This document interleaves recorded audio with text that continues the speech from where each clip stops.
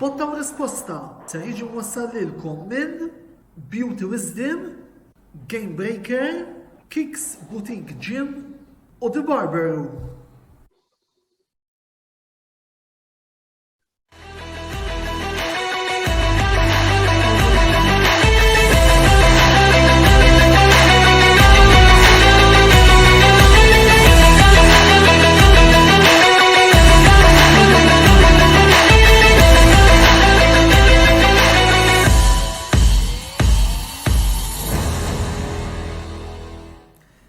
Antonello Bella jsermilkom u jetikom merħba minn episodju mis-sensiela Botta u Risposta. Il-lejla ser nkunu qegħdin impoġġu l-attenzjoni tagħna fuq żewġ argumenti. Fl-ewwel parti tal-programm sejrin nitkellmu fuq il-logħba kruċjali li Malta għandha għada mill-UEFA Nations League kontra l-Estonja. Fil-waqt li fit-tieni parti u t-tielet parti tal-programm mbagħad ser nifukaw fuq it-tema ewlenija tal-programm tal-lejla illi hija il-Kampjonat Nazzjonali Amatorjali. U għal dan il-għan il-lejla miegħi fuq il-panel għandna lil Mark Pulicino, President ta' Gargur FC, Josef Tonna, Team Manager ta' Rabat Ajax, u wkoll magħna għandna lil Dylan Naċieqa, il-kap ta' Southend Core illi nixtieq li nirringrazzja tal-li l-lejla uġobhom jingħaqdu magħna. Passoltu nfakkarkom li jekk għandkom xi kummenti jew xi domandi x'tgħaddu fuq dak li qegħdin niddiskutu l-lejla, intom tistgħu tagħmlu dan fis-sezzjoni li għandna marbuta apposta ma' din ix-xandira.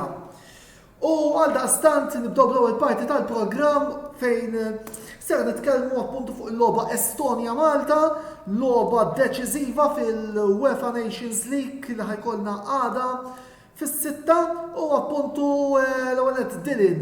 Grazzi tal-li anki jekk qiegħed ġewwa Tallinn il-lejla oġbok tiddedika ftit ħin biex tingħaqad magħna. L-ewwel qed nixtieq tina xi ftit kummenti dwar l-atmosfera li hemm bħalissa fl-Estonja lejn it-konfront daqshekk importanti fl-istorja tal-futbol Malti. L-ewwel net thank you tal-istedina napprezzaw li erġajtu sidintuna biex ukoll insemmaw leħen aħna. Pjaċir tagħna. Apparti li jew kesħa taqsam ta' vera, imma ġibna daqsxejn ix-xemx magħna u ħallejna l-maltemp Malta. Bħala atmosfera fil-partitari hemm min diġà jisu qed jagħmilha fatta, però ħafna bħali qegħdin saqajna mal-art għaliex nafu li l-partita ta' mhix waħda faċli. Għax dan mhux biss tirbaħ, però tirbaħ b'gowl, b'żewġ goals vantaġġi dejjem ġew 2-0, jew 3-1, jew 4-2. Ġifieri mhijiex faċli. Aħna u ġejjin għax illum konna morna wkoll ġurnata Helsinki ġewwa l-Finlandja. Rajna għax il-press conferences u ma nafx hekk ma smajtx ukoll hemm good news li ġiex players pedina importanti tal-Estonja li wieħed minnhom jilgħab mal-Ujpest u liħor mal-Bukarest ħajkunu nieqsin.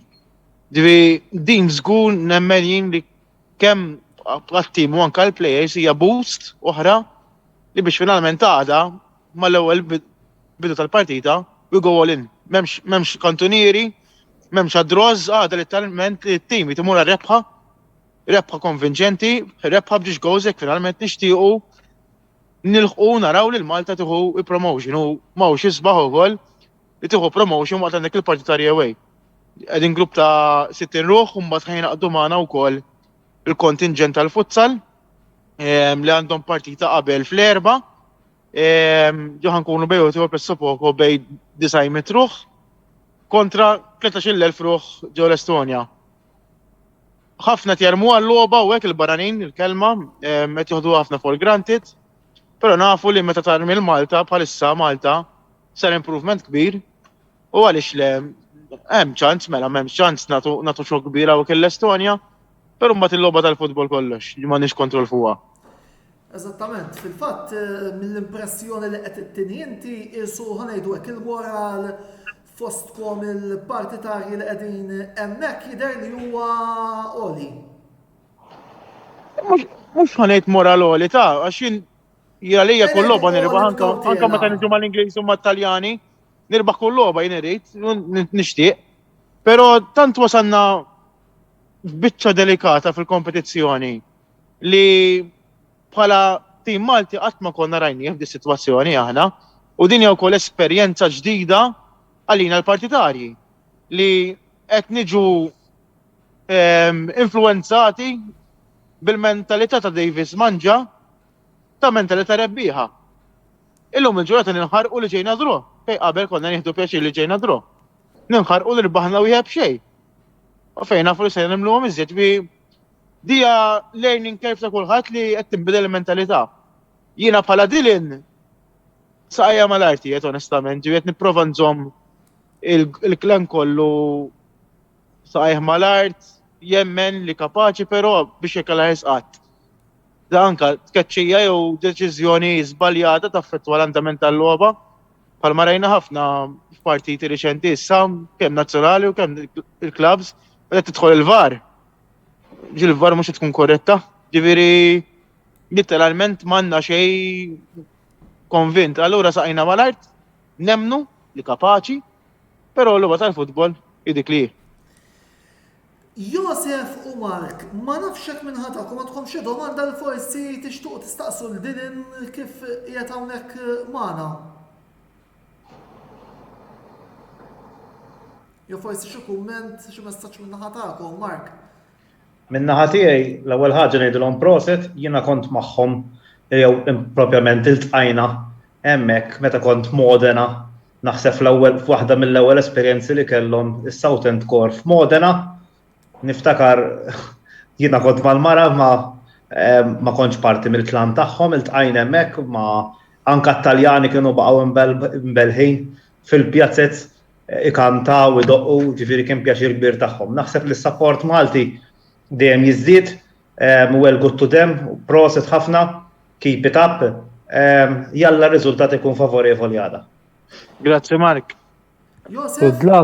Good luck. Fimni qatt ma kienu f'mument bħal dan u Malta, jiena kemm ili nsegwi l-futbol Malti dejjem episodji żgħar kienu ikun hemm li nattakkaw, dejjem naqalgħu ġa fina. Għandna 6 punti. U l-Estonja mhux se żball naħseb għandhom ħafna plejers professjonali jilagħbu mhux fl-Estonja. Ġifieri tinħabtuha ma' plejers li huma jidhru superjuri għalkemm il-level fil-futbol Malta ola għalkemm il-pool naqas tal-plejers ukoll biex ngħidu kollox għax Maltin fil-Premier ma tantx fadal ħafna għalkemm issa tgħid kollox hemm teditew ma la qualifier ta' Champions League ukoll, ġifier livell ogħla ħafna. U qed narawh ukoll protagonista fil-UEFA Europa League mat-tim tiegħu mingħajr ma ninsew ukoll biex inkompli naqra mal-argument tiegħek Josef, il-wirjiet tajbin qed ikollhom il-plejers internazzjonali Maltin li kellhom fl-Ewropa. Preliminari ta' tazzi Ewropej. Per eżempju, Matthew Kollajmir li kien deċisiv għal Hamrun Spartans, Jurgen de Gabriele li skurja wkoll il-gols għal Hibernians li t-tnejn li huma għada mistennija jibdew. Jien personali minn naħa tiegħi nemmen li s-soltu meta naslu f'dax xahar Settembru għal jiġi l-Logħba Nazzjonali dejjem ngħidu li l-plejers għadhom ma ppikjaw xi għaliex ikun għadhom dew il-pre-season il-liga għadu fil-bidu il-vantaġġ li nemmel għandna dis-sena aħna bis-saħħa tal-Ewropa, bis-saħħa ta' Hibs, Hamrun, Gżira li baqgħu javvanzjaw fil-qualifiers, il-plejers li huma tan-nazzjonali l-maġġoranza ġej minn daw it-timijiet baqgħu fit, baqgħu jilagħbu qegħdin fil-pik tagħhom diġà. Dasna narawhom fir-riżultati li kisbu kemm Hibs, kemm Hamrun, kemm il-Gżira. U nistgħu naraw ukoll il-lig lokali diġà tidher id-differenza bejn timijiet Maltin. Ġifieri jien nemmen li dis-sena ġiet kif ġiet l-Ewropa ħajkun vantaġġ ukoll għalina l-Estonja waslu fl-aħħar tal-lig. Dak ifisser il-plejers waslu flejja tagħhom tal-aħħar. Daf ikun ukoll fattur li ħajdetermina r-riżultat ta' għada. Li tittejt ukoll il-plejers Maltin li labu fl-Ewropa spikkaw Ryan Kaminzuli, Matthew Kollajmir, dawn spikkaw fuq il-barranin pereżempju li kellhom il-Hamrun li kienu tajbin il-plejers tal-Hamrun l-barranin. Imma l-Maltin spikkaw ukoll Kollajmir mhux se żball naħseb skurja xi 4 gols Kiser il-rekord tal-ħamrun, eżatt. U Jurgen de Gabriele skurja wkoll ġifieri daw spikkaw fejn il-barranin fejn aħna għandna dik il-mentalità barrani dejjem ikun aħjar mill-Malti u kif suppost għandu jkun ma daw spikkaw letteralment spikkaw. Henry Bonello kien protagonista u Ekku. mal-ħamru. Good luck, Dylan. Jalla tieħdu gost. Thank you ħafna. Jalla Thank tieħdu you. gost. Qabel ma ntemmu din il-parti din, forsi ttina l-aħħar messaġġ tiegħek lil kull min il-lejla qiegħed isegwi dan il-programm. Hekk jogħġbok? Minna ħatijaj, ovvjament, l-ewwel nirringrazzja dawk kollha li qed isegwuna u juruna s-support tagħhom tal-li tlajna hawnhekk ġewwa tali. Ma kienx trip faċli biex tlajna apparti li 4 sigħat flight. Hija wkoll diffiċli finanzjarament biex wieħed jitla' għaliex il-flights ma kinux irħas. Però il-messaġġ tiegħu għawiet għada mal-familji tagħkom għal-ħabta tas-6 ta' Malta li xaw nkunu s-7. Jinaqdu qudiem it-televiżjoni bl-bnader ta' Malta, għatu l-kuraġġ. Hekk finalment Malta tikseb il-promozzjoni għaliex le. Hekk ma jaqaf il-Maltemp, bas ma jitlem il-Maltemp Malta. Għabdu l-karozzi u morru papu fit-toroq bħalma kieku nagħmlu kieku reppu l-Ingliżi u l-Taljani il-kompetizzjoni Ewropea għaliex it-tim Malti jieħħa promotion. Tlajna League C. Tlajna League C li finalment il-qoddim nieħdu dak il-league nitlu fil-playoff ta' kompetizzjoni Ewropea. Ġidi Nations League hija ċans kbir li naraw il-tim Malti javvanza żjed ukoll viċin il-qoddim group stages għaliex li ngħidu ma dejqux ngħidu għasir nessa, ġifieri mdil-mentalità li bħalmet Lek Davis ma ġabġu moħħ nessa. Barra l-fatt illi f'każ ta' rebħ eventwali tal-grupp Minister żbalja hemm xi possibilità li mmorru għal playoffs ta' xi kompetizzjoni maġġuri. Fil-fatt is-sena l-oħra fewwa 21 jidher li r-rebbieħa tal-leagues rispettivi kellhom xi playoff place ukoll. Issa però sfortunatament tal-league din eħħewa. Dik laħqu għal-Faroe Islands. Meta rebħu l-aħħar logħba ta' qali, dik laħqu huma issa għamluha li BUC. Ġifieri il-promotion huwa importanti biex inti tidħol fiċ-ċans once tkun qiegħed fis-si. Ġifieri imma nidu nibdew minn x'imkien. U għadha l-opportunità li ngħidu l-futbol Malti bħalma għamel fl-Ewropa, għamel fil-nazzjonal pass il-qoddim u nippjanaw għal-qualifiers mbagħad li ġejjin minn Marzu li ġej. Eżattament, qabel ma nagħlqu għandna messaġġ minn Warren Zerafa fejn qed isellem lilek Dylan u lil Mark u nsellem ukoll lil Giuseppe Di Paola, ċaw Giuseppe x'inserta huwa wkoll Taljan illi qiegħed isegwi appuntu dan il-programm tal-lejla.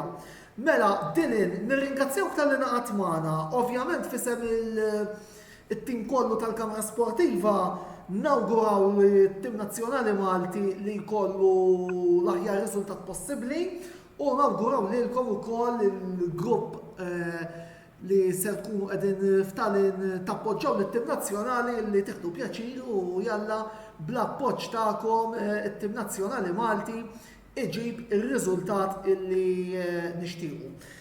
Jalla u minnaħa tagħna għana mhux għolna li nistamaw minn fuq it-televiżjoni tagħkom, żguru mhux forsi. M'għandix dubju. Jiġifieri jalla hekk kif qed ngħidu. Mela, l-ewwel parti tal-programm tagħna tieqaf hawnhekk. Kif nidħlu lura nibdew it-tema prinċipali tal-lejla ma' Mark u ma' Josef. Għaldaqstant, grazzi minn ġdid il-Dylan, ibqgħu magħna, botta u risposta ikomplu wara dawn.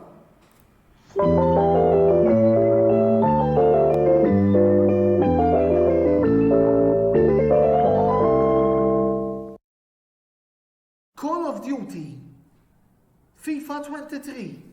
Żewġ logħbiet li huma familjari ma' ħafna gamers. Żewġ logħbiet li issa tistgħu ssibu għand Gamebreaker. Iva, sewa smajtu, Gamebreaker qegħdin jaċċettaw il-pre-bookings għal dawn iż-żewġ logħbiet fil-verżjonijiet ta' PlayStation 4, PlayStation 5 u Xbox li għandhom ikunu fostna fil-ġimgħat li ġejjin. Allura x'qed tistennew? Qasbu kmieni u kunu żguri li jkollkom kopja ta' dawn il-logħbiet fuq il-pjattaforma favorita tagħkom mingħand il-ħanut li dejjem offra garanzija fil-qasam tal-logħb diġitali. Game Breaker, l-aqwa logħb tal-PlayStation, Xbox u Switch.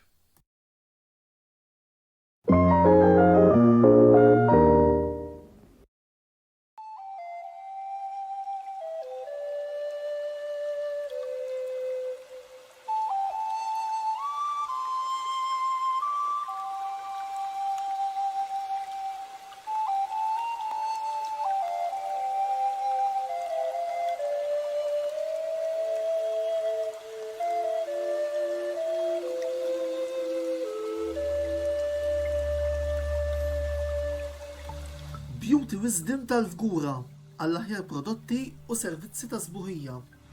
Żuru wkoll Nails by Sharona fl-istess stabbiliment għall-aħjar servizz ta' trattament ta' dwiefer.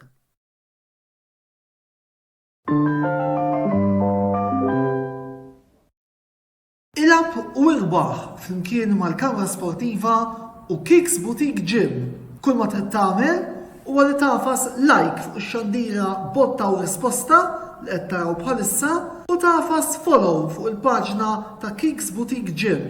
Jekk tagħmlu dan, intom titlu biċ-ċans li tirbħu sħubija ta' xahar ma' Kicks Boutique Gym li jinsab ġewwa Denny's Shopping Mall fil-Ħamrun.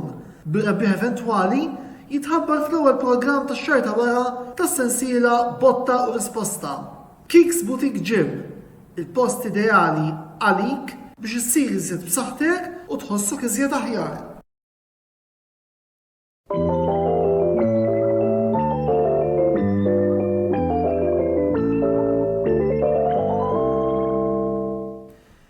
Merħba lura tieni parti tal-programm Botta u Risposta fejn issa ser nibdew nitkellmu ftit fuq it-tema prinċipali li għandna llum li hija l-Kampjonat Nazzjonali Amatorjali flimkien ma' Mark Pulicino, il-President ta' Gargur u t-Manager ta' Ajax Josef Tonna. Infakrukom ukoll anzi nħeġġukom biex jekk għandkom xi kummenti, xi domandi x'tgħaddu lil panel il-lejla forsi tgħidu xi kelma fuq dak li qegħdin niddiskutu, tistgħu tagħmlu dan billi tgħidu tagħkom fis-sezzjoni li għandna tal-kummenti marbuta apposta ma' din ix-xandira. Sa dan it-tant ukoll għandna xi logħbiet tal-UEFA Nations League li qed jintlabu bħalissa fejn fost l-oħrajn il-Belġu qiegħda wieħed b'xejn minn fuq mal-Olanda ma' Wales, skużawni, l-Olanda u wieħed b'xejn minn fuq mal-Polonja, Turkija wieħed Lussemburgu wieħed, Faroe Islands wieħed Litwanja xejn, Andorra wieħed Liechtenstein xejn. Mela, niġu naqra għaddu kwessa Marku Josef, mill-ġdejt merħba fuq il-Kamra Sportiva u grazzi tal-li lejla tinsabu magħna.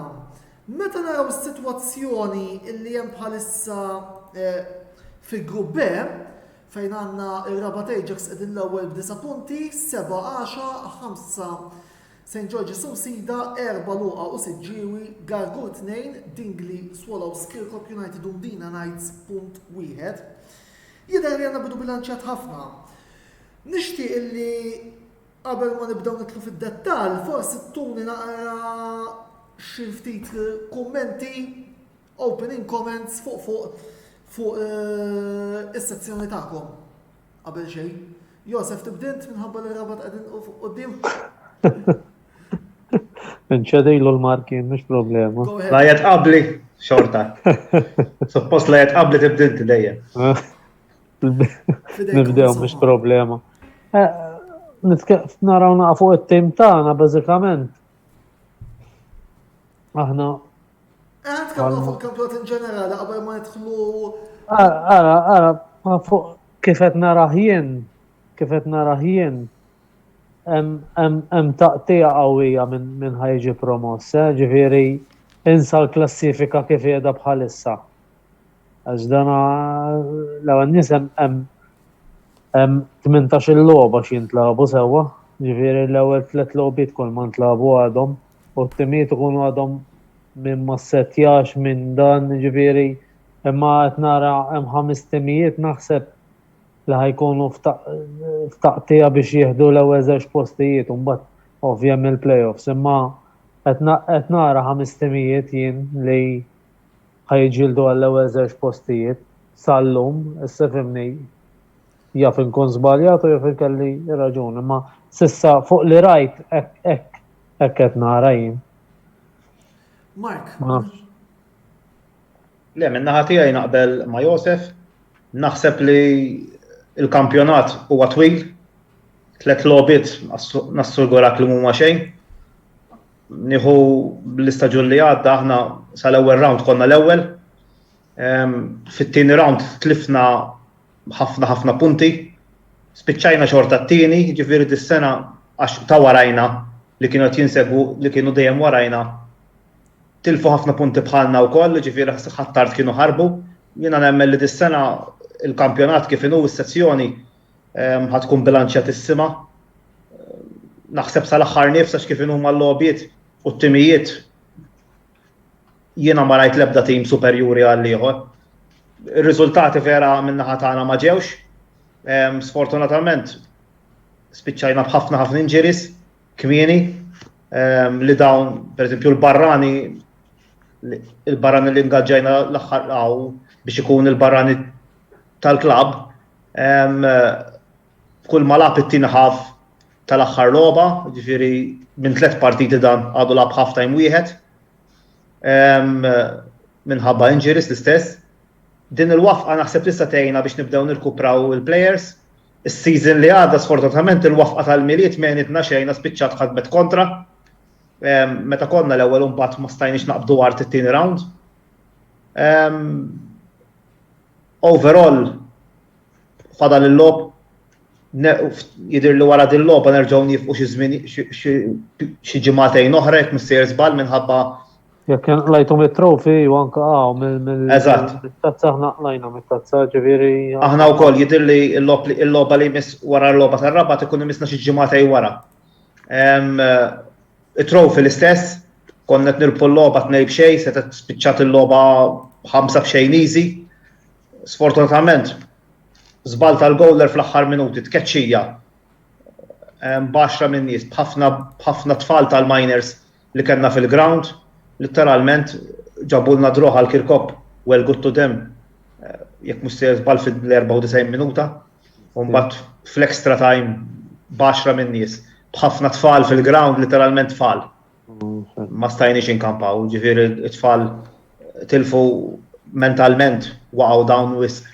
U dak li ġara. Ħalli nibqa' naqra miegħek Mark, bdejtu b'żewġ drojiet kontra msida St. Joseph Kirkop United u tliftu l-aħħar logħba kontra ħalaxa. Biss milli smajt jidher li għandkom skwadra kemm xejn żagħżugħa. X'objettivi tħarsu lehom din is-sena? Aħna bħala klabb dment li l-klabb tagħna mhuwiex vijabbli, letteralment vijabbli finanzjarjament.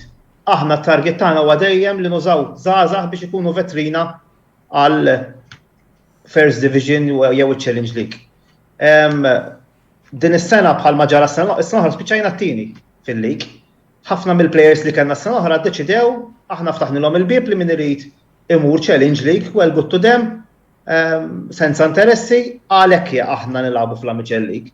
U t-target tagħna li dejjem inkomplu nżidu daw il-plejers żgħażagħ. Bħalissa jidher li fl-iskwadra ewlenija jilagħbu mal-ewwel 11 jidher li hemm 2 li għadhom minors, ġifieri jistgħu jilagħbu fil-lig tal-minors ukoll, plus il-żgħażagħ l-oħrajn normalment l-iskwadra tagħna average age hija 25 sena, 24-25 sena.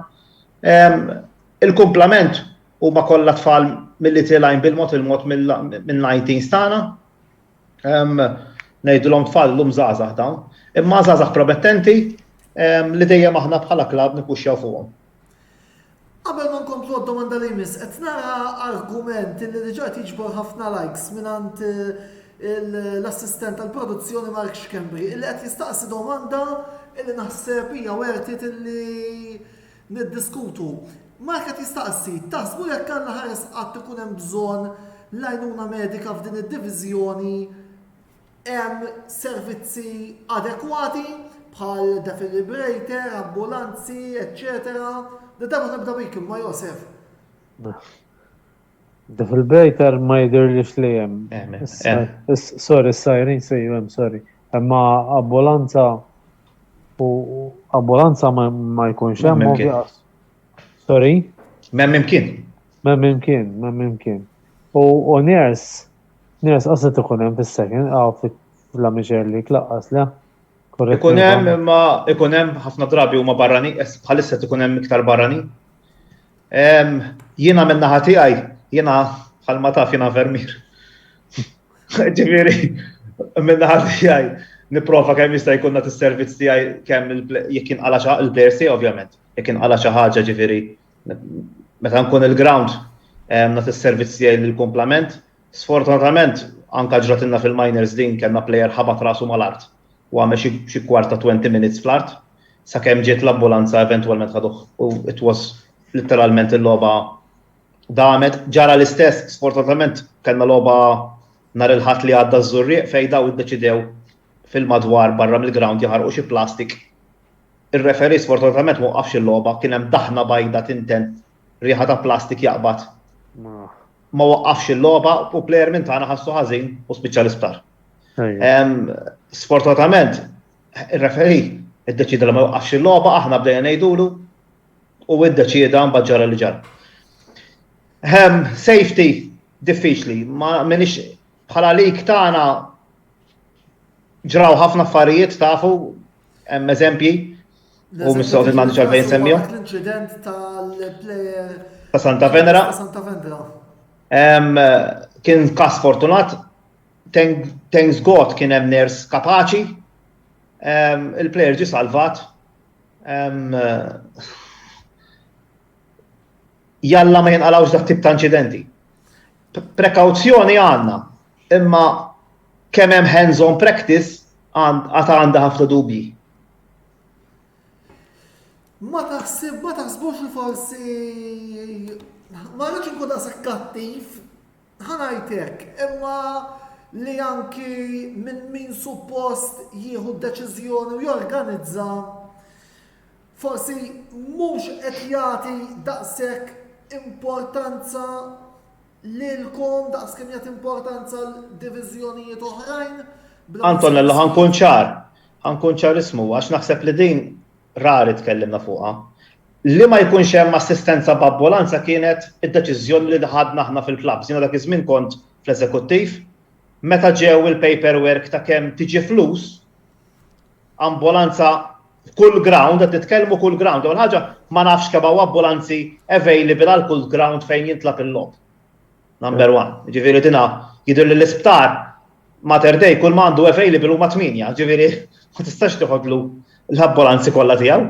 Privati meta ġabu l-paperwork, niftakar kien hemm il-paperwork fuq il-mejda ta' kemm tiġi ambulanza, l-ispiża kienet tkun kbira u bħala klabb aħna żgħar, dak iż-żmien jiena kont rappreżentant fisem il-klabb fit-tieni diviżjoni, konna deċidejna li aħna ma kienx werti tagħlina. Ġanna telf biżejjed u kbir jista' jgħidlek anka Josef mill tal-grounds, ġifieri dejjem minn taħt il-klabs rari jiġu minn fuq. Dak huwa telf kbir għalina li aħna rridu nkopruh. Għamilna żmien dan ma konniex inkopruh, ovvjament, imma kemm jiflaħ ikollok risorsi biex tiffinanzja kollox fl-aħħar mill-aħħar. Possibbli. Jien naraħ impossibbli kif inhu l-futbol hawn Malta. U l-sports kollu bażikament. Irid ikellek xi ħadd bl-sponsors dejjem tittama tittertaq qalbek li ħajġu l-finanzi. Allura meta jkunu waslu. Eżatt, twiet il-plejers titwiedhom xi ħaġa u jasal l-aħħar tax-xahar u l-sponsor ma wasalx. Dejjem undu fl-aħħar mill-aħħar jien nitkellem fuqi u n-nies li hemm madwari fil-kumitat. Dak kulħadd volontarjatu. Jiġi hemmhekk u m'hemmx interess ta' xejn. Ġifieri li mhix faċli to be honest, aħna jkollna l-fiżjoterapista tal-klabb magħna bil-fair state, imma dana l-aħħar logħba kellna żewġ plejers ħadnihom l-istar wara l-logħba. Ġifieri li kienu minor issue, sitnellihom, imma nimmaġina kieku kien hemm naqra xi ħadd ħadd iktar medically orientated, was probably kien għax aħna fiżjo għandna mhix fiżjo huwa first aider u sem jasal nimmaġina mis-sens. Imma ċin tibda tara holistikament inti l-ispejjeż huma enormi, Mark, taqbel miegħi inti. L-ispejjeż huma kbar. Aħna l-istess għandna fiżjoterapistana. Viżavi li ddaħħal asparagun, aħna għandna l-ground tagħna aħna, all right. Imma nikruh naqa tal-MFA, imma dan kopri percentat żgħir. L-ispejjeż tal-ground li titkopri wkoll. Ċerk, maintenance non-stop, dawl ilma daw jaslu daw l-affarijiet. Imma dik hija s-sitwazzjoni fil-verità tagħmel li tiflaħ dik li aħna biex nkompli naqra fuq da s-suġġett tal-finanzi, aħna l-President għaw l-Komitat id-deċida nagħmlu li nifilħu li kienet il-qogħada min jitlaq għada, il-President jitlaq għada ma jħallix trafu għal ħaddieħor. Ħalli triq sewwa. Dik hija l-oġġettiv tagħna, ġifieri nagħmlu il-klabb qed jagħmel li jiflaħ. Fil-mument hekk nifilħu din hija s-sitwazzjoni tagħna. Jew hekk għandu jkun fil-każ tal-klabb tagħna. Aħna tlaqna bħalkom, ġifieri bħal Rabat, meta tlajna fers dak iż-żmien 5 snin ilu kienet ir-rovina tal-klabb in ġenerali. Rovina f'liema sens? Finanzjarjament dak iż-żmien kellna President Barrani, dana wedna ħafna affarijiet. Ġara wara storja twila ħafna. Fl-aħħar mill-aħħar il-kontratti kienu hemm iridu jitħallsu. Issa kontratti li kienu magħmulin ovvjament mal-klabb għax billi kien ħajkoprihom il-flus ma kinux fuq il-mejda, ma kinux intefgħu fuq il-mejda qabel ġew iffirmat il-kontratti, il-klabb irid jonorhom. Taxxi pendenti minn ta' snin ta' qabel, mhux ta' snin li konna fil-kumitat aħna, bdew ħirġien minn kullum kien, il-gvern kien fetħilna whatever il-Dipartiment tat-Taxxa kull ma kien hemm anke ta' żmien it-tmeninijiet, id-disejnijiet fi żmien il-glorja tal-klabb tal-persuni ta' qabilna meta kienu fil-first qatt ma kienu tħallsu dawn, ftaħhomna wkoll, ġifieri ħallasnihom ukoll, ma tistax tkopri dak l-ispejjeż kollha meta aħna spiċċajna f'dejn qed nitkellem fuq kważi 70,000 euro. Sono konsiderevoli. Infatti. Josef, ħanġi naqra lik issa, Rabat Ajax bdejtu b'3 rebħiet kontra iż-żewġ ġirien tagħkom, imdina ngħidu din li Swallows, ġimgħa li għaddiet mbagħad irbaħtu kontra s-Siġġieli. Kemm kien importanti li tibdew il-kampjonat fuq nota tajba meta nimmaġina illi l-mira tagħkom hija li terġgħu tiksbu l-promozzjoni lura fiċ-Challenge League.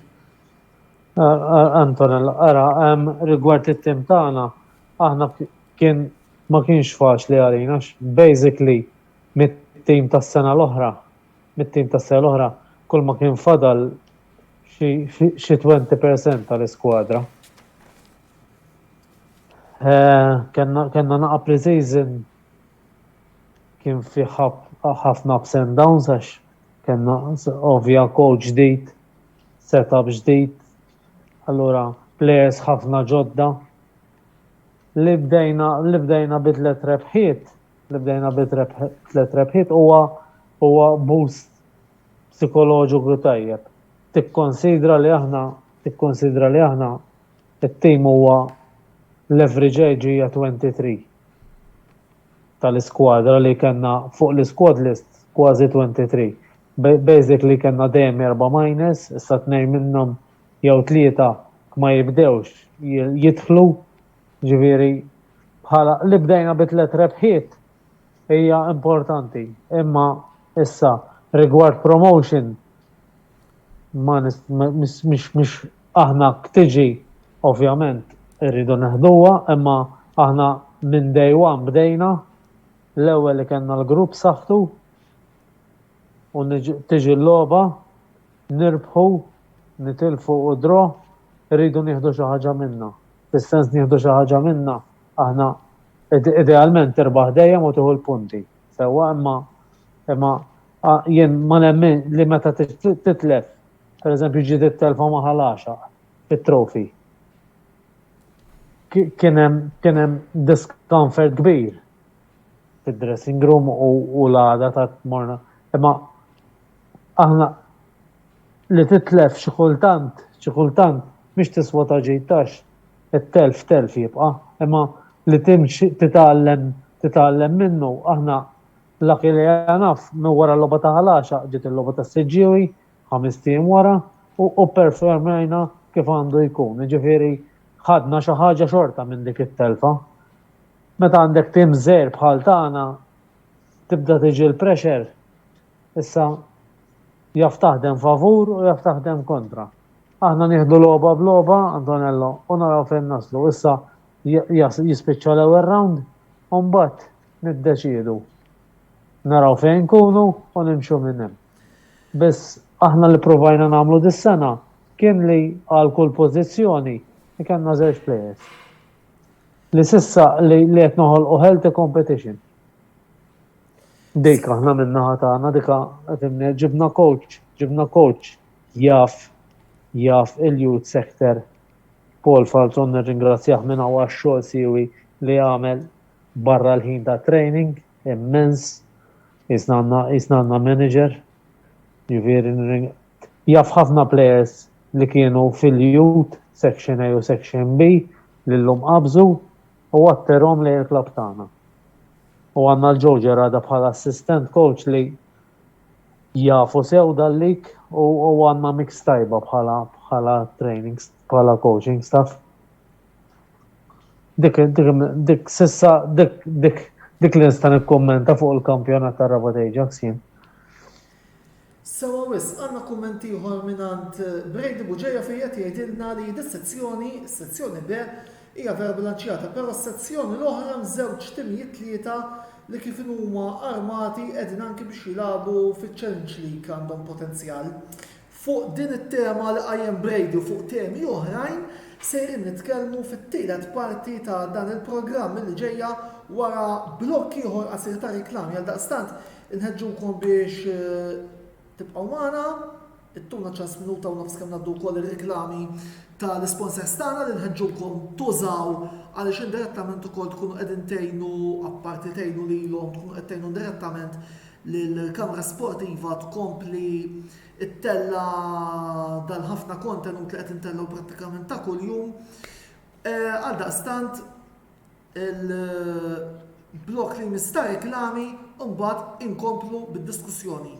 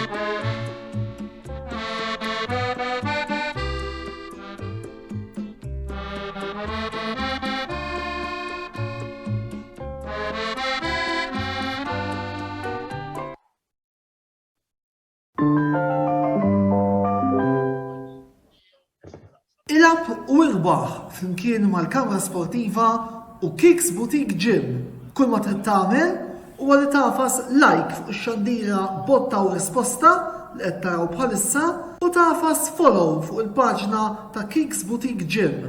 Jekk tagħmlu dan, intom titlu biċ-ċans li tirbħu sħubija ta' xahar ma' Kicks Boutique Gym li jinsab ġewwa Denny's Shopping Mall fil-Ħamrun.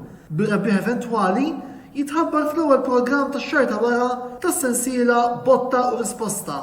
Kicks Boutique Gym, il-post ideali għalik biex issir iżjed b'saħħtek u tħossok iżjed aħjar.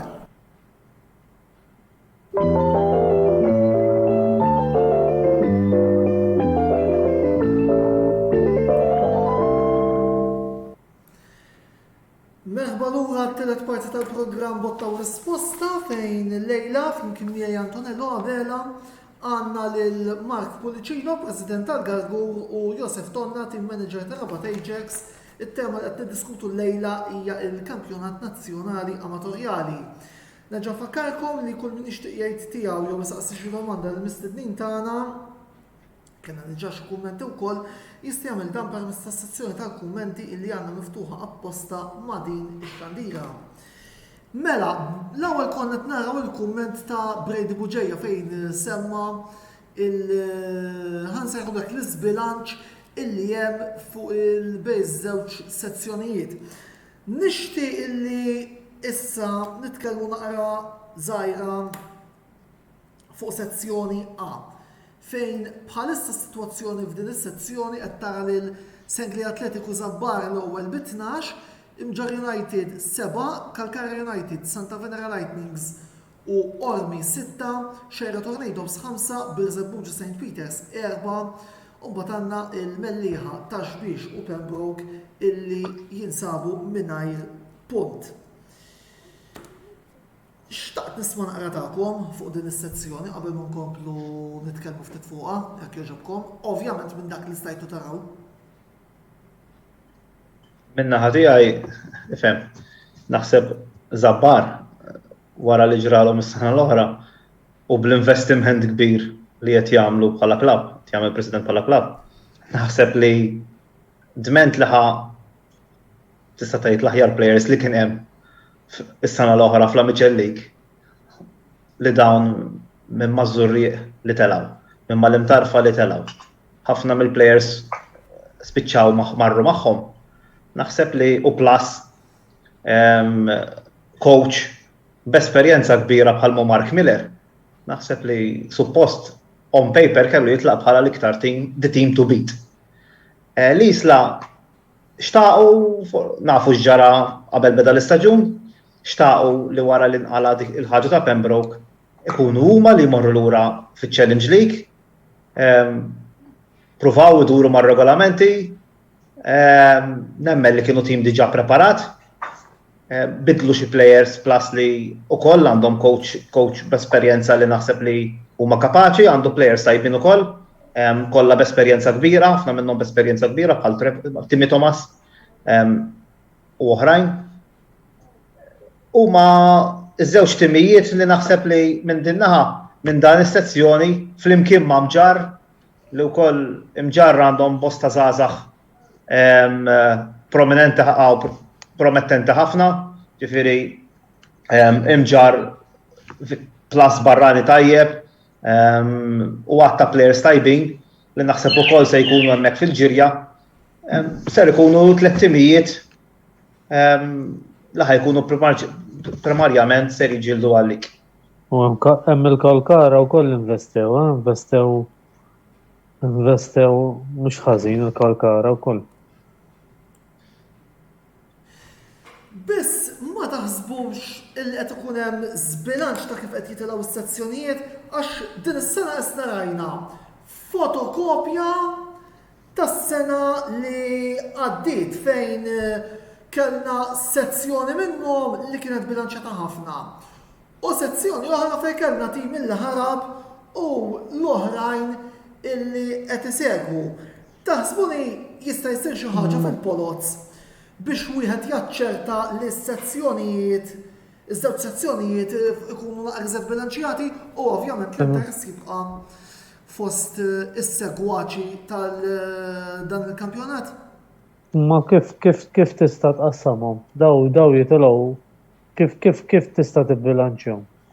Il-polza ssir skont fejn spiċċajt is-sena l-oħra. Issa jiena stajt il-Mellieħa s-sena l-oħra spiċċaw kważi ma ta' quddiem. Tilfu ċans tal-playoff fl-aħħar logħbiet jidhirli.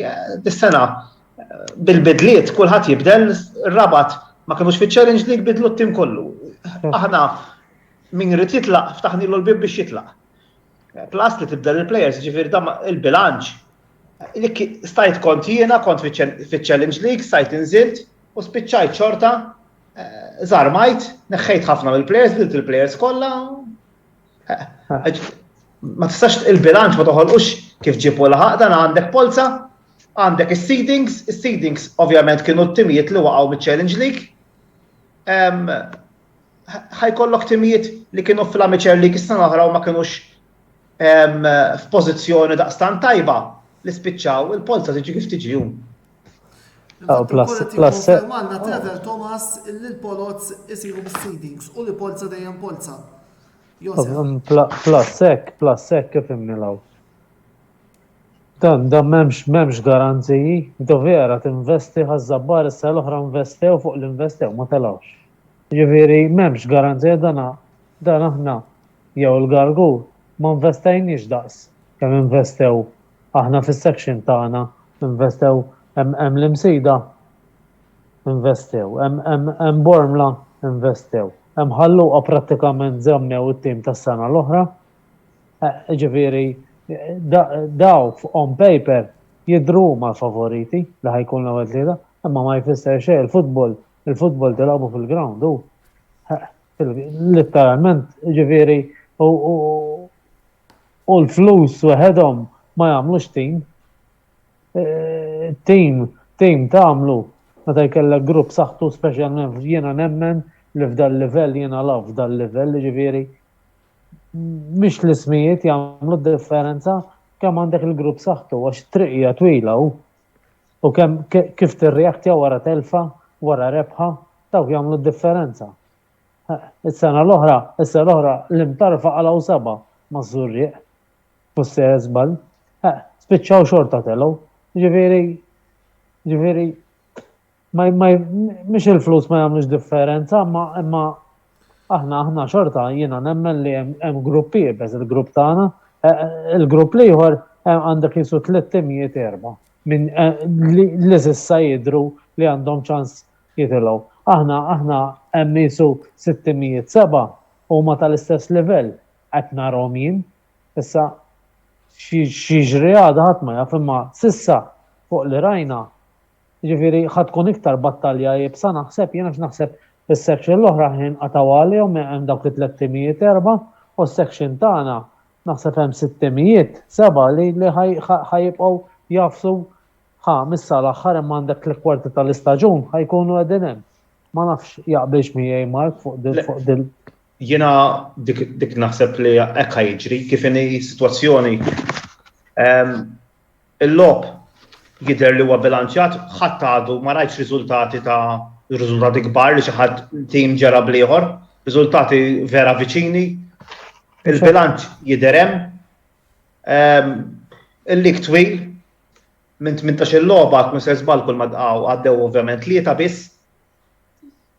Se jiġri l-qoddim. Kif huma l-logħbiet jekk tiġik il-polza ixinni, polza ħatibqa' ġifieri dawn li min kif tistib bilanċja polza għidli, jiena ma nistax nifhimha jiena. Aħna s-sena l-oħra fiċ-Challenge League mhux bil-polza kien. Ġifieri din m'hemmx. Ma naraħx tagħmel sens jindi tal-polza mhux fejn tiġi kien tajjeb tittirbaħ il-kulħadd. Daqshekk. Kull ostaklu li jiġi quddiemek. Mela għandna iżjed kummenti għandna l-paġna uffiċjali ta' Rabat Ajax fejn qed tgħidilna grazzi talli qed issemmaw il-leħen il-klabs tal-Amateur League. Grazzi lil Josef tax-xogħol li jagħmel għall-klabb ta' kuljum u bla ħinijiet. U grazzi wkoll il-coaches Paul Falzon u Joe Gerada d-dedikazzjoni u l-gwida tajba tagħhom ukoll nixtieq nagħmel risposta jiena bħal anki editur tal-Kamra Sportiva naħseb li huwa fid-dmir ta' netwerk bħal mutana illi mhux biss naġġornaw il-pubbliku sportiv Malti bir-riżultati tal-ħafna kampjonati lokali fosthom appuntu l-Amateur League imma anki li programmi bħal ma nxandru minn ġimgħa għal ġimgħa bħal dana nagħtu naqra spazju lil kulħadd nitkellmu fuq kampjonati u tournaments ta' valur mondjali bħal huma Champions League bħalma l-Premier League, bħalma s-Serja Taljana u wkoll nippruvaw nsibu dawk l-slots biex nagħtu spazju bħalma qed nagħmlu llum l-kampjonati minuri lokali bħalma huma Challenge League u l-lewm qed nitkellmu fuq l-Amateur League illi wkoll niddiskutu naqra s-sitwazzjoni f'dawn il-kampjonati.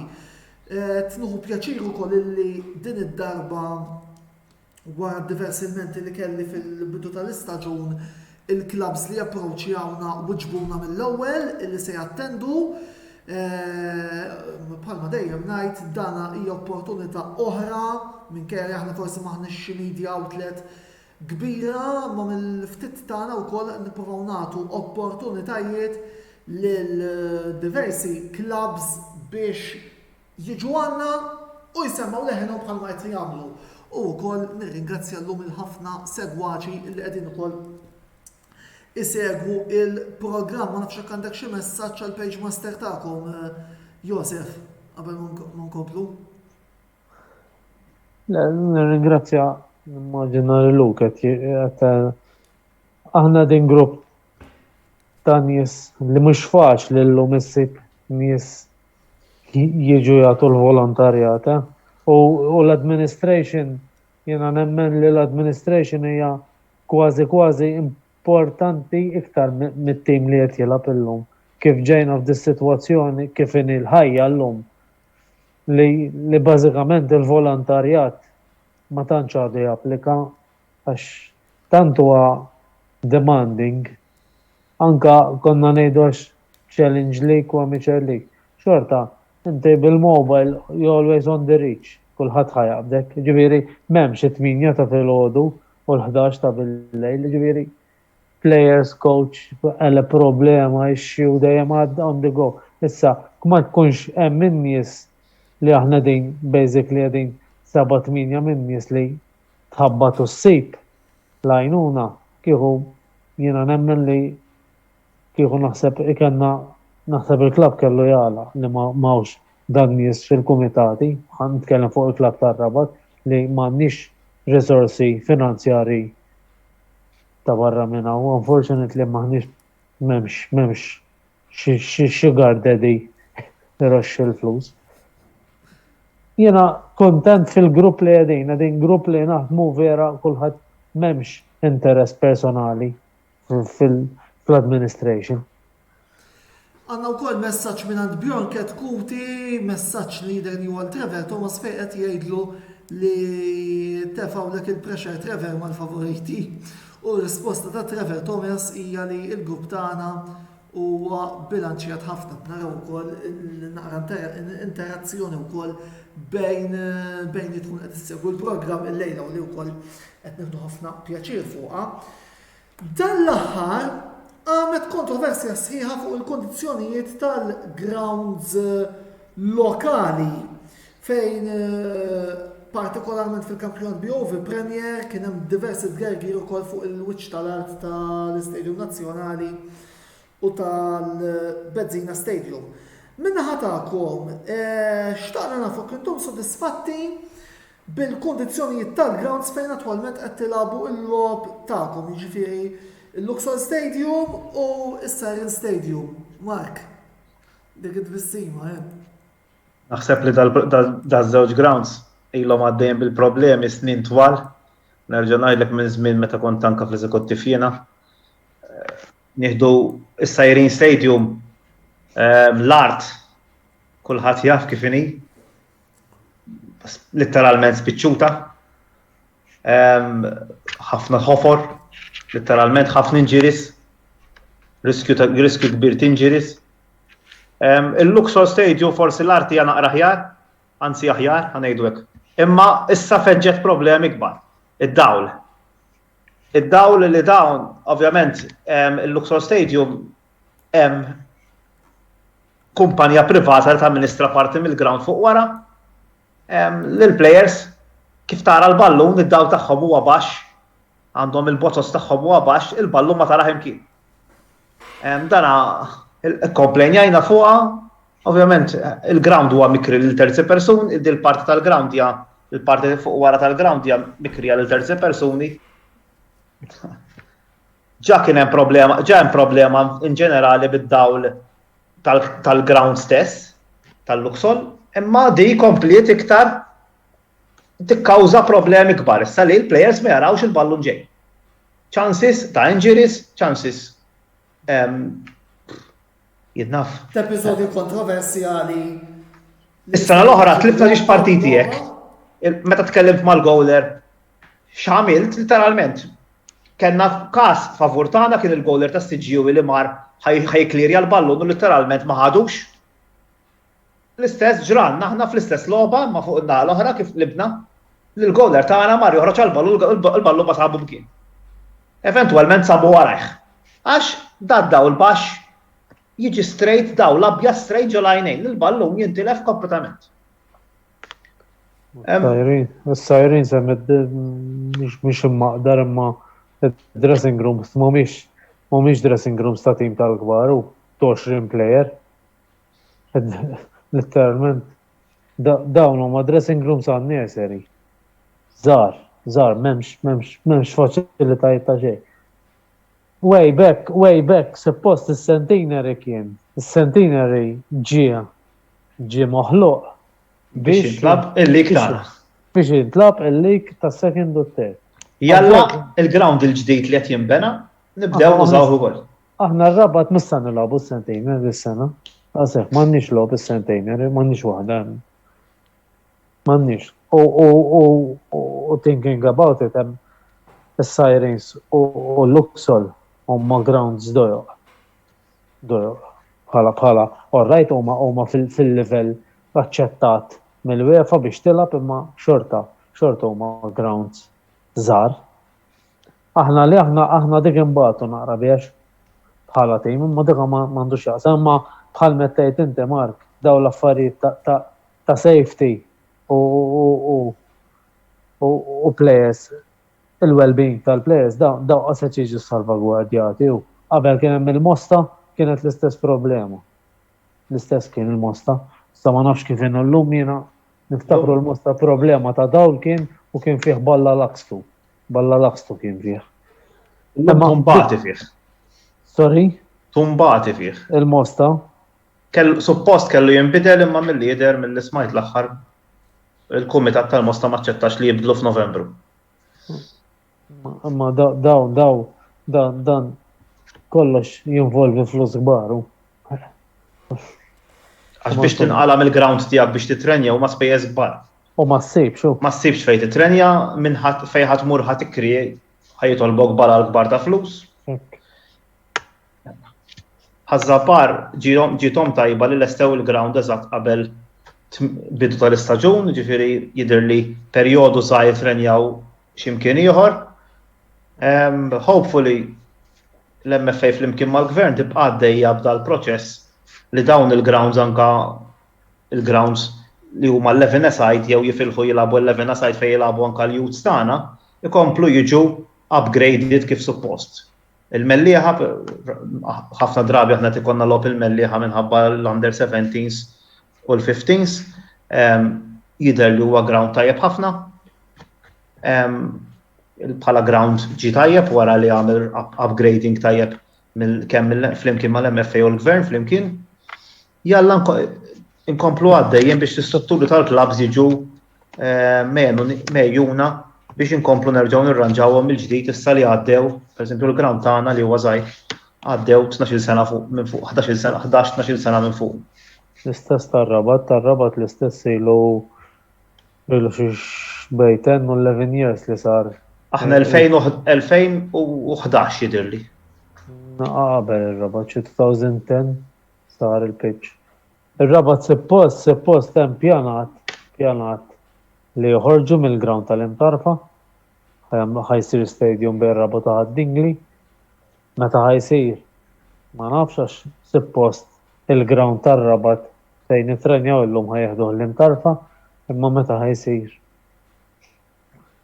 Ma nafux. Infatti, ieħor minn Interver Thomas fejn qed jgħidilna ma nafx kif l-MFA ma tinvestix ftit fuq l-stands u dressing rooms tal-grounds ta' Dingli u l-Isla.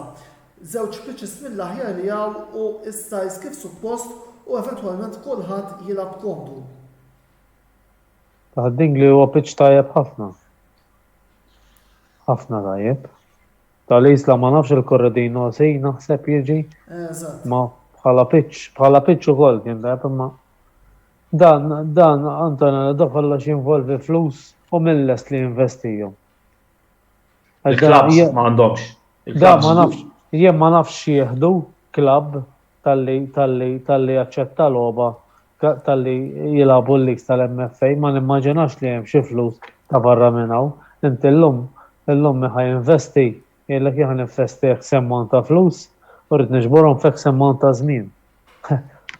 Illum bħal kull ħaġa l-ispejjeż irdoppjaw triplaw ġifieri. U aħna klabb żgħar bħalna min ħajinfoq 50,000, 60,000 fuq il-ground. Min? Jekk inti għandek budget biex tagħlaq is-sena bl-eżatt tasal. Ma nafx aħna jien ma narax. Jien sinċerament il-futbol hawn Malta qed narax l-ewwel nies hawn problema jiena ħobni u bodni Awis clubs. Aħna hu minna rabat li mdina ntarfa ħad-Dingli. Kemm? 12 kilometru hemm 4 clubs. L-imtarfa din fiċ-Challenge League u l-bqija aħna kollha fl-Amateur League. Ġifieri, il-club hemm jiena għali Awis clubs. Jien l-opinjoni tiegħi. Issa ma nafx taqblu xi ma taqblu ma Suġġett tad-diskussjoni, jifhem. Ma tantx tista' solvija malajr. Le, u tfal, l-lum Mark, l-lum waħda mill-problemi l-għaw. Ma tfal. Jiena Il-problema hija li unfortunately jien qatt ma esperjenzajt l-lum it's a common factor li tfal li għandhom 17-year-old, 18 jgħidlek jiena ma rridx nilgħab minors, qed nilgħab kbar. Is-sejba jaħasrax il-proċess tittamlu gradually u jintilfu għax imbagħad ma jilagħbux fil-kbar. is-supervja u ma jiġix iktar. Sak ma jiġix iktar. U komuni kullimkien bħalma taf inti biex taqgħod tim tal-minors ġiet diffiċli iktar kważi. Id-doppju diffiċli biex. Jiena din is-sena kienet l-ewwel sena tagħna, it-tieni sena li rġajna dħalna fil-lig tal-Under 15 qatt ma kellna qabel, ġifieri dan qatt ma kienet, imma kien it-target tiegħi li noħloq nursery biex nibdew nilagħbu fl-inħobb il-fuqgħu fl-IFF u nidħlu fil-15s u 17s wara li konnilna li dħalna long jisu għal l-aħħar 6-7 snin fil-Under 19. Ma kienx faċli, speċjalment biex issib il-players. Anka literalment minors out of the blues. Ħadqata literalment li jiena minn għalli aħna nilgħab section D u spiċċajt f'section D ma sibx ruħi hemm qed insegwi l-pola sa section D u spiċċajt kelli nċempel l-MFA isma' x'inhu jiġri għax aħna m'għadinx fil-polza u sirna nafu li qegħdin f'section C mingħajr ħadd qatt ma kien informana, ġifieri aħna qalu li suppost bagħtulek email jiena ma rċivejt l-ebda korrespondenza. Kelli players li kienu ġew rridu jiġu provajna nkellmuhom biex jiġu magħna laqqas biss kif kien aħna konna qednilhom isma' aħna minor section D. Section D ma tattirax nies. Tara qalu aħna. Għas-section C ma tantx tattira. Imma at least ikollok players 17-year-olds li jkunu section B ma jagħmlu wiex jinżlu. Imma kellna nibdew kollox from scratch literalment. Li żammejna il-ftit nukleu żgħar li kellna ta' 19-year-olds li kienu dejjem magħna, plus li żidna daw is-17-year-olds li ħatkun l-ewwel esperjenza tagħhom f'dan il-lig.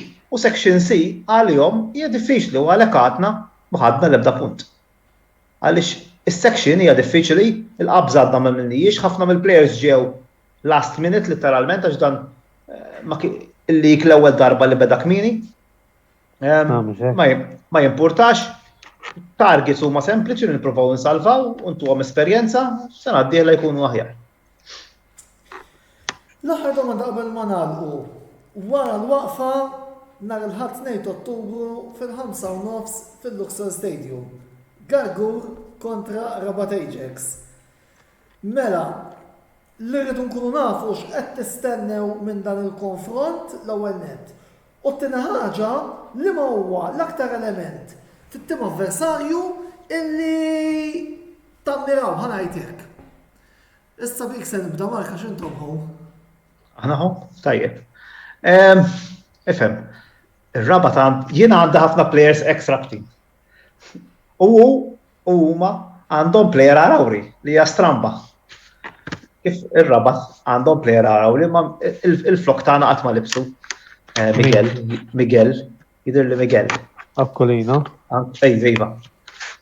Min għaljem il-mosta da kien. Le, Arawri dak. Familtu minn pajjiżi.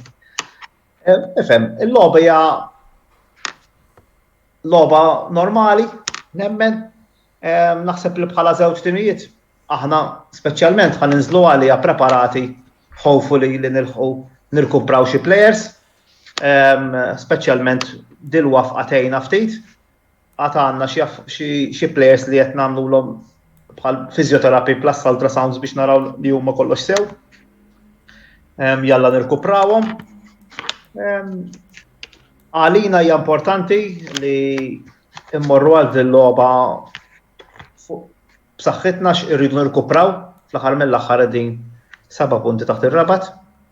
Bla pressure, m'hemmx pressure, ġifieri jekk ir-riżultat ikun negattiv. M'hemmx tagħmel, ma we look forward għal riżultat pożittiv. Bħala plejer tar-Rabat li nammira. Wieħed minnhom huwa Andrew Sant li jiena wkoll kont xtaqt li nġibu lura Gargur kien xtaq jiġi magħna jekk missier żball is-sena l-oħra qabel kien sieħeb lil Ħalluqa, kien avviċina lil coach tagħna biex jiġi magħna, eventwalment kien mar mal-ex coach tiegħu Ħalluqa. Iddeċida li jmur mar-Rabat, well good to him. Josef? Aħna bħala logħba kur rispett ġifieri mhux li Gargur, aħna narawha bħala learning curve oħra. Issa il-Gargur hemm 3 punti fuq il-mejda li aħna ovvjament noħorġu biex nirbħu dejjem imma aħna qegħdin f'mument li inkabru il-konfidenza u nikbru bħala grupp u nikbru bħala team, ġifieri dik aħna mal-Gargur labna fil-pre-season friendly, il-Gargur jilabu futbol it-tip tagħna biex daqqaw fuq, aħna nabu futbol ħafna fl-art, ġifieri il-coach hija naċċettabbli, ġifieri ħadd tkun naħseb logħba tal-istess basically kif kienet jgħid Mark l-age group, l-average age hija l-average age kważi bħal tagħna. Dik basically player li oġobni mal-Gargur huwa Karl Soppardi, kont nilgħab miegħu dak mal-Gudja, player li oġobni ħafna. Dik aħna dik lejn tagħna li nikbru bħala grupp u nsaħħu l-grupp tagħna. Dik issa mbagħad fejn naslu naraw fil-futbol episodji idawru andament ta' staġun. Dik minna tagħna. Mela, grazzi lil Marko lil Josef tal-lejla attendew għal dan il-programm u grazzi wkoll tmur lill-sponsors tagħna li huma Beauty Wisdom, Game Breaker, Kicks Boutique Gym u The Barber Room. Minħabba il-waqfa internazzjonali din il-ġimgħa mhux se jkollna il-programm Mixon, biss permettuli illi wkoll ngħaddi xi ftit feedback, nirringrazzjakom ukoll tal-feedback li qed ittuna fuq dan il-programm li Is-sormaj ta' kull ġimgħa qed jgħaddi diversi reazzjonijiet wara l-logħbiet ta' Inter, Milan, jew u Juventus. U nixtieq nħabbar li wara din il-waqfa dan il-programm se jibda jxandar b'mod regolari nhar ta' 2 fit-8 fejn matulu ser ikollna ir-reazzjonijiet tal-logħbiet b'mod partikolari dawk ta' Milan flimkien ma' Clayton Zammit iċ-Ċomba u Juventus tal-kollega tagħna Mark Kembri. Il-logħbiet tal-Inter fejn possibbli se nibqgħu noħorġuhom live wara l-logħba bħalma nibqgħu noħorġu wkoll ir-reazzjonijiet ta' wara t-tlielaq tal-Formula 1. Il-qudiem il-ħsieb huwa li nkabru iżjed u ntukom iżjed reazzjonijiet minn iżjed timijiet fosthom Manchester United u Liverpool biss għalissa nistabilixxu rwieħna b'dan il-pjan u mbagħad hekk naraw il-bżonn li nkabru aħna t-tir tagħna huwa li nkabru. Inħeġġukom biex tkomplu però segwuna wkoll fuq l-istazzjon uffiċjali tagħna fuq YouTube fejn hemmhekk intellaw il-kontenut kollu ftit mumenti wara li noħorġu jintemmu l-lives tagħna fosthom dan il-programm li ser ikun fuq YouTube dalwaqt, il-kontenut kollu, reazzjonijiet kollha, Mix Zone, is-sensiliet kollha tal-intervista ta' snin li għaddew ta' botta u risposta ta' tal-istaġun. Importanti li tafsu fuq dik is-subscribe ħalli wkoll inkomplu nkabru il-familja tagħna fuq YouTube. Botta u risposta jirritorna il-ġimgħa d-dieħla fejn fl-istess ħin il-pjan tagħna u li nitkellmu dwar żewġ logħbiet jaħarqu illi ser ikollna fil-Premier League il-ġimgħa d-dieħla li huma Arsenal, Tottenham u Manchester City, Manchester United. Inħeġġukom biex ukoll issegwuna fuq dan il-programm li ser ikollu naqra temi interessanti din id-darba mill-Premier League Ingliż. Sakemm nerġgħu niltaqgħu, jien Antonello Bela nirringrazzjakom tal-li segwejtuna u nagħmel appuntament magħkom għal bħalhom ġimgħa fl-istess ħin. Il-lejl tajjeb u saħħit.